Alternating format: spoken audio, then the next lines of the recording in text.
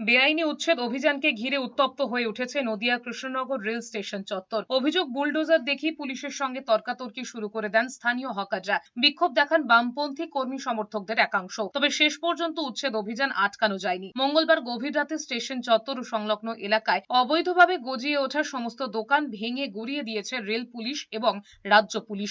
পরিস্থিতি সামাল দিতে এলাকায় মোতায়েন করা হয়েছিল বিশাল বাহিনী। পুলিশ ও স্থানীয় হকারদের সূত্রে জানা গিয়েছে, চলতি মাসের শুরুতেই স্টেশনে বেআইনিভাবে গড়ে ওঠে সমস্ত দোকান। স্টলে নোটিশ পাঠিয়েছিল রেল কর্তৃপক্ষ। স্পষ্ট ভাষায় জানিয়ে দিয়েছিল 16 জুনের মধ্যে সবাইকে সরে যেতে হবে। কিন্তু অভিযোগ, দোকান সরিয়ে নেবার বদলে বিক্ষোভে নামেন হকার সংগঠন C2, SUCI এবং বামপন্থী রাজনৈতিক দলগুলি। কিন্তু তাতে লাভ হয়নি। এই দিন রাতে নির্ধারিত কর্মসূচি অনুযায়ী কৃষ্ণনগর স্টেশনে হাজির হয় রেল ও রাজ্য পুলিশের বিশাল বাহিনী। শুরু হয় অভিযান।